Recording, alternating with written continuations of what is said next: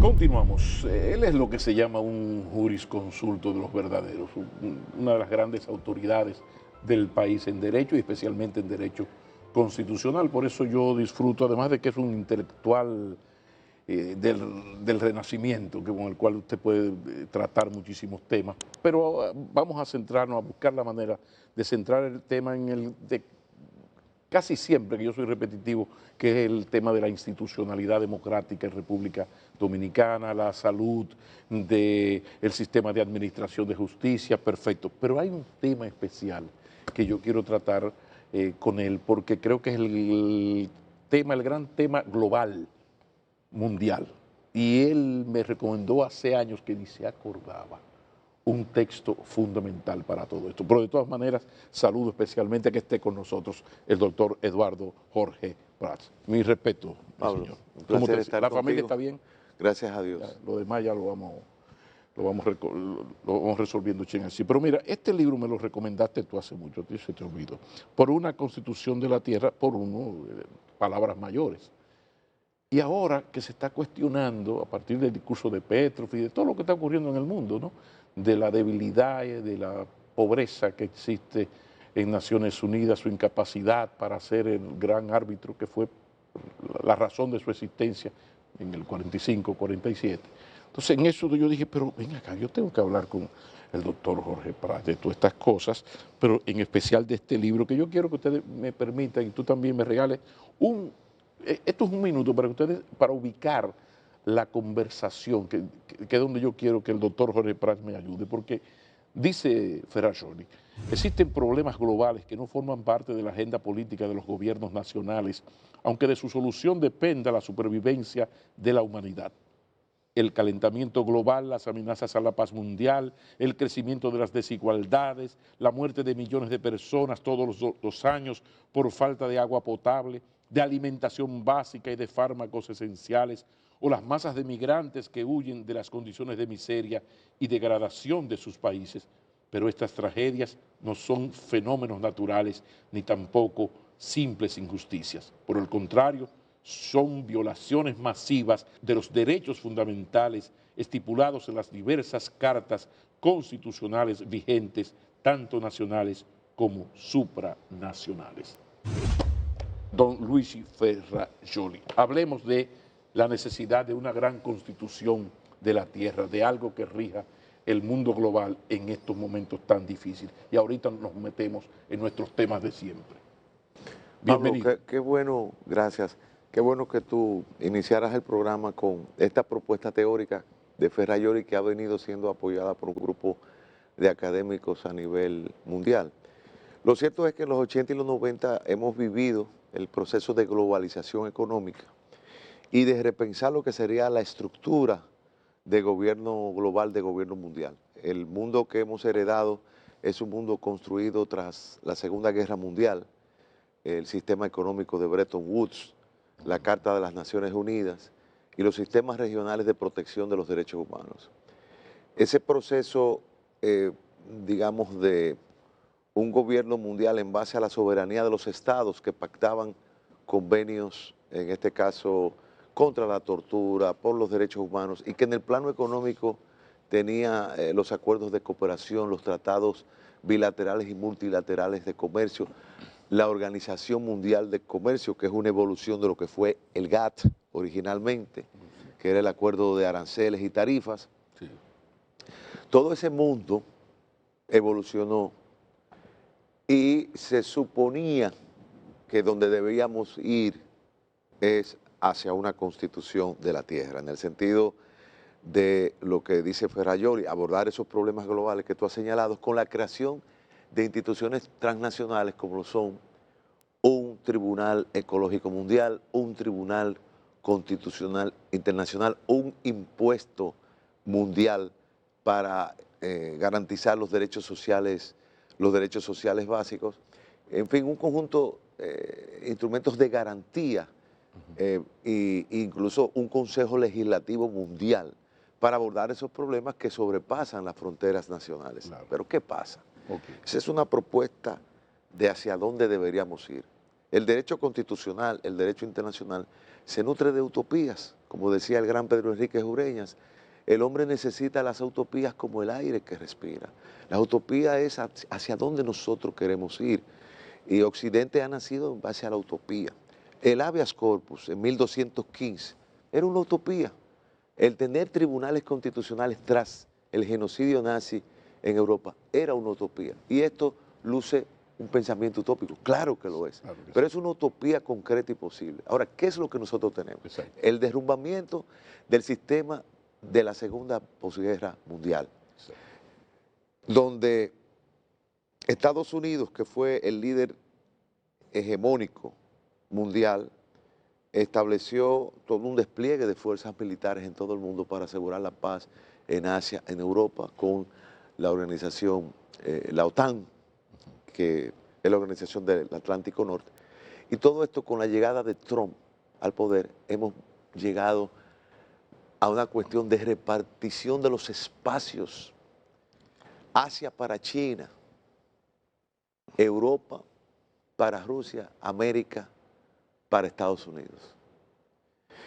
Y cumpliéndose la tesis del efecto boomerang que Aimé Césaire desarrollaba en los años 50 y que Hannah Arendt reconoce que ahí es que está el origen histórico del fascismo, decía, los poderes coloniales europeos acostumbrados al control de los territorios y las poblaciones globales llegan a un momento en que importan a su propio territorio esas acciones militares policiales. Y es lo que Trump está haciendo, desplegando las fuerzas militares y aplicando la represión hacia los propios ciudadanos, lo que ellos venían haciendo desde Corea y Vietnam. Que se anunciaba como distopía, o sea, como Entonces, que esto puede llegar a ocurrir. Pues está aquí. Entonces, ¿qué pasa? Desde Nixon, el discurso policial se asume como un discurso militar y se habla de la guerra contra las drogas. Las policías estatales en Estados Unidos comienzan a armarse con municiones y tácticas militares de despliegue. SWAT, por ejemplo, que ya está una serie televisiva. Son estrategias que no es para patrullaje policial, es para destrucción de un enemigo, que es un enemigo difuso. Puede ser el narcotraficante, el delincuente urbano, lo que fuera. Pero Trump va más allá, violando la ley Posse Comitatus, que prohíbe el despliegue de las fuerzas militares dentro de los Estados Unidos. Cruzó el Rubicón y ha mandado esa fuerza a diferentes estados. Y por eso es que se reúne Peter Hegseth, el secretario de guerra, con 800 generales cuyo silencio, no hay cosa más expresiva que un silencio. Que lo van a cambiar de defensa a guerra. No, lo cambiaron, ya lo cambiaron. O sea, se ya llama salió. ministro de guerra. Ministro. Ese silencio tan expresivo, Wow. no hay palabras que hablaran más que ese silencio de los generales, frente a un hombre que le está diciendo, ustedes tienen que combatir porque el enemigo está adentro, no está en Asia, no está adentro. Entonces, el discurso militar se vuelve policial. Claro. Y por eso es que el despliegue militar en Venezuela es un despliegue con una retórica y una función policial. La guerra interestatal es policial, porque de lo que se trata es de combatir los narcoterroristas. Exacto. Le dicen, pero ¿por qué no se detienen y se llevan a juicio? No, no, no, es la destrucción. Entonces, el monstruo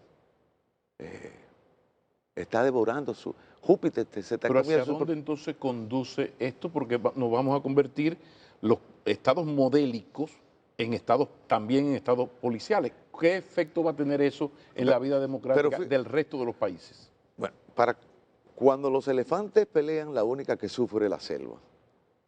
Para los países de América Latina, esta es una situación no inédita. Roberto Rodríguez acaba de publicar en uno de estos formatos, no sé si entrevista, pero he leído los hilos que ha hecho, narrando lo que para él es la primera intervención militar estadounidense en República Dominicana, que él dice que fue en 1904, que Estados Unidos desplegó 6 buques militares, hizo acciones militares, bombardeó Villa Duarte, bombardeó Puerto Plata, hizo una operación de extracción para sacar unos diplomáticos, rindió protección a todas las legaciones diplomáticas. Okay. Y yo te pregunto, ¿y cuál es la diferencia entre 1904 República Dominicana y 2025 Venezuela? Entonces, cuando países pequeños que han luchado por su integridad territorial, como República Dominicana, que tuvo que luchar contra los españoles, contra los franceses, contra los ingleses, contra los haitianos, con 2 intervenciones norteamericanas. El único país que se ha independizado 100 veces es República Dominicana. Nosotros estamos casados con el derecho internacional. ¿Qué tenemos que buscar en un mundo donde impera la ley del más fuerte?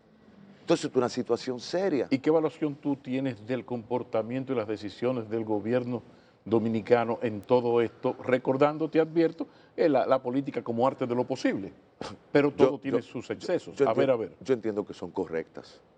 No hay Porque el político se rige no solamente por la convicción, sino por la responsabilidad.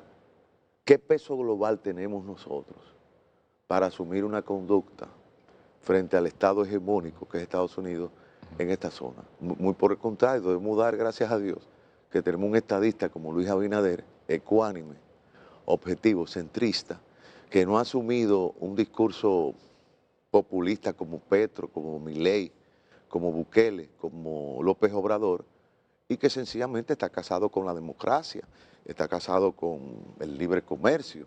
La exposición que hizo en las Naciones Unidas. También está quizás demasiado formalmente casado con el Departamento de Estado, que podría estar a partir de la Realpolitik. Es importante. Sí, pero quizás que la forma como que se están llevando muy lejos. Yo creo que ha sido correcto. Su discurso en las Naciones Unidas llama la atención sobre los problemas que crea una política de aranceles, como la que ha desplegado Trump. Ha luchado porque la comunidad internacional se haga cargo de la crisis de Haití y se logró recientemente con la aprobación de la conversión de la fuerza de despliegue en Haití. Yo creo que ha habido resultados concretos. Esa es una política que desde el punto de vista dominicano ha sido, a mi modo de ver, correcta. Entonces, en este nuevo escenario, ¿hacia dónde va la democracia? Porque cada vez son más las democracias y liberales, estas dictablandas, estas democracias a media, porque son democracias y liberales en el sentido que hacen elecciones, 4 años, cumplen con una serie de cosas, pero ya hay un deterioro de la democracia, por un lado, en el sentido estricto del término, pero al mismo tiempo hay una aceptación y hasta celebración del electorado por esas democracias y liberales que hacen elecciones, qué sé yo, Trump ganó unas elecciones y Maduro también. Y como se llama, el nicaragüense Ortega también las ganó, pero esos no son democracias en el estricto sentido del término. ¿Hacia dónde vamos entonces? Mira, todo país que no ha sufrido a Lilis o Trujillo relaja con el populismo autoritario. Pero países como Alemania y como República Dominicana, que han sufrido años de dictaduras fuertes, no, digamos, el electorado dominicano no es un electorado que se deja seducir por un discurso de orden, porque la libertad ha costado mucho y todavía están vivos las víctimas o los hijos de las víctimas de los grandes atropellos de la dictadura de Trujillo y de la dictablanda de Balaguer. Eso nos da a nosotros ahora formamos parte de una serie de oasis democráticos, Costa Rica, Chile, Brasil, República Dominicana, Colombia, a pesar de todos los problemas internos, Uruguay, 7 u 8 naciones que nosotros hemos celebrado elecciones libres, elecciones cada 4 años desde 1966, solamente con un trauma electoral en el 94, y cada día hemos ido consolidando. Tenemos que seguir trabajando para eso. Digamos que esa memoria histórica es un seguro contra la tentación autoritaria. La otra es que el dominicano es el ser más capitalista del planeta Tierra y del universo, si la Tierra es el único planeta habitado. O sea, el dominicano no espera nada del Estado. No espera una pensión, no espera satisfacción de derechos sociales. El dominicano se levanta desde la clase alta hasta la clase baja a buscársela, a vender aguacate, a taxiar en un motoconcho, tanto en Santo Domingo, en Capotillo o en la 96 con Arsenal a en Nueva corromper a York. un funcionario para grandes negocios, Pero a cobrar favores de financiación. El dominicano está trabajando y no puede crear bandas delincuenciales aquí, sino que tiene que irse a Madrid a crearlas, porque aquí no hay posibilidad de eso. Aquí ha imperado un orden autoritario y que hemos nosotros tratado de transformar un sistema penal autoritario en un sistema penal democrático. Y nos cuesta trabajo porque los que podrían ser nuestros ejemplos Es un padre borrachón, rubio, que se pone a hablar tontería a 800 generales. Ese no es un referente. Entonces tu propio referente lo tienes que crear tú, es como un niño huérfano. No tuvo padre ni madre. ¿Quién es su referente? Un maestro, él mismo, lo que él ve, alguien hay que imitar. Entonces nosotros tenemos que mirar hacia las naciones dentro de nuestra propia región, como Costa Rica y Chile, que han tratado de construir instituciones democráticas y liberales. Sin embargo, en la República Dominicana en los últimos años, meses, uno ve que ya incluso a nivel de altos intelectuales de la política, la economía, ya hay un discurso y se está difundiendo un discurso de democracia liberal y te recuerdan a el fenómeno de Singapur, todos estos, Sí. tú los lees, gente muy bien amueblada, tú dices, pero hay una línea. Aquí, por ejemplo, si tú recuerdas, en las elecciones pasadas hubo un señor de cuyo nombre no puedo acordarme ahora, que salió por el país a decir que todo el mundo era un ladrón, que es de un maldito gobierno de mierda, El cobrador. carajo, y de repente el señor sacó más que toda la izquierda, no para ganar ni nada parecido, pero sacó más que todas las fuerzas liberales y progresistas, creo que fue un 2 puntos y pico. Y últimamente hay jóvenes que tienen aspiraciones presidenciales cuestionados de todo tipo, que son casi paradigmas del más gusto, de lo que tú quieras. Sí, sí, pero cuando tú mides, tú te das cuenta que ese tipo de político, de ciudadano que aspira a cosas, va subiendo, va subiendo. O sea, el discurso de democracia liberal y de que esta democracia ya no da más, está creciendo de a poquito. Fíjate, el nietísimo, impresentable e innombrable de mi parte, es lo mismo. Nos hemos salvado porque el tigre es ciudadano norteamericano, entonces no puede aspirar a la presidencia. Pero el tigre marca 0.4, 0.8, cuidado, en un país donde el PRD y el socialcristianismo viven hablando cosas por ahí y ya están en 0.1. Más bien interesante, Eduardo. Yo pienso que sí. Yo pienso que esos son signos ominosos que se ciernen sobre nuestro futuro como nación democrática. Y es cierto lo que tú dices, detrás de cada hombre fuerte, detrás de cada dictador, hay un grupo de intelectuales. Recuérdate que Trujillo llegó con los arielistas y los nacionalistas. Entonces, creo que el día que haya una clase media que apoye eso, vamos a tener No, problemas. y le dé sustento ideológico, que fue lo que también logró Trujillo. El Claro. sustento ideológico. Yo digo cosas, pero yo tengo detrás Porque una gente que hilvanan él el duró discurso. 30 años y se legitimó precisamente porque la gente entendía que él lo estaba haciendo bien. Claro, claro.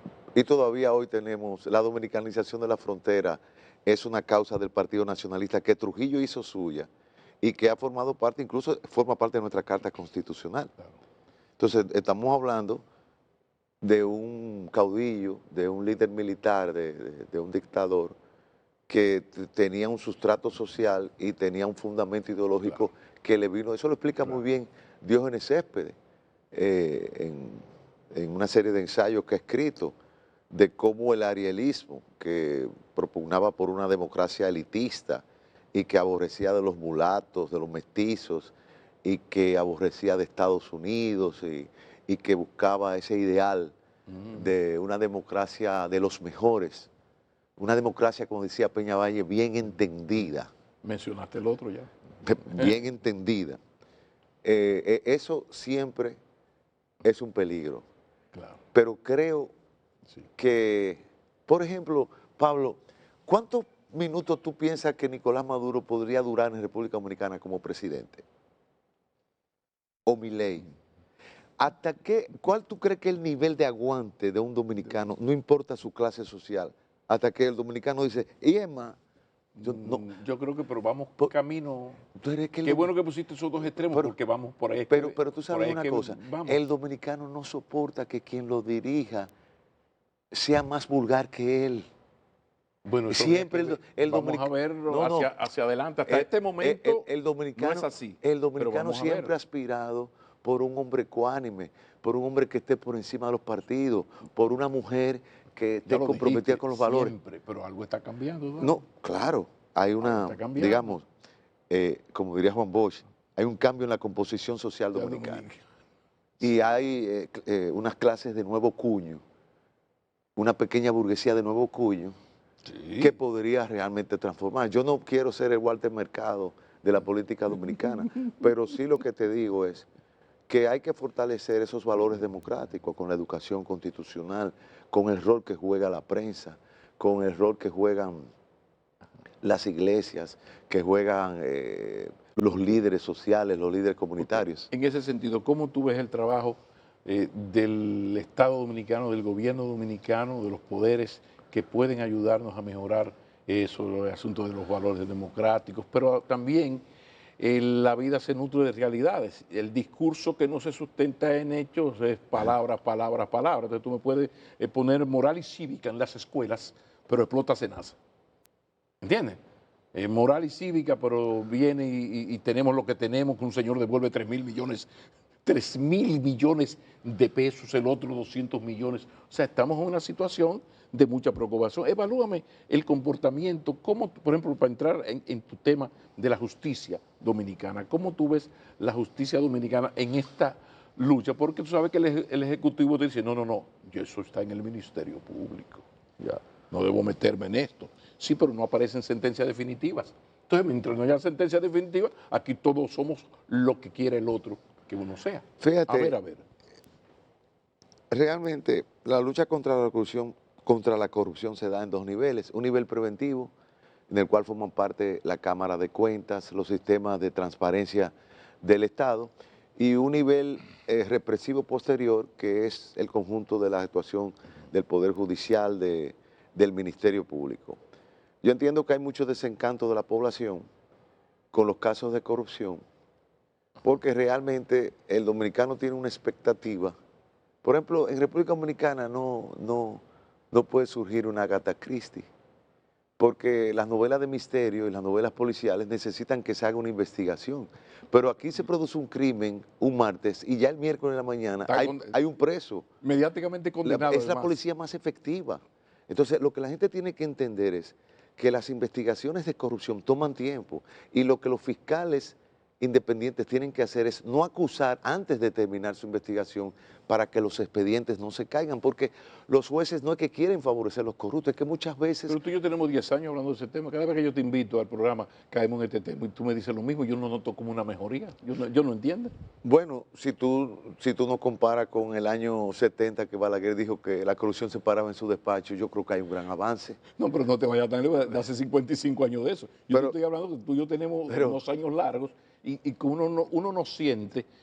Es como mira, que cada gobierno es el anticipo de un desamparo. Mira, todos, ahora hay un Diablo. arsenal, mira, Sí. hay un arsenal A ver. muy fuerte, porque la corrupción solamente la gente piensa en los funcionarios, No. pero la corrupción involucra al sector privado. Entonces, ¿qué se ha hecho en los últimos 5 años?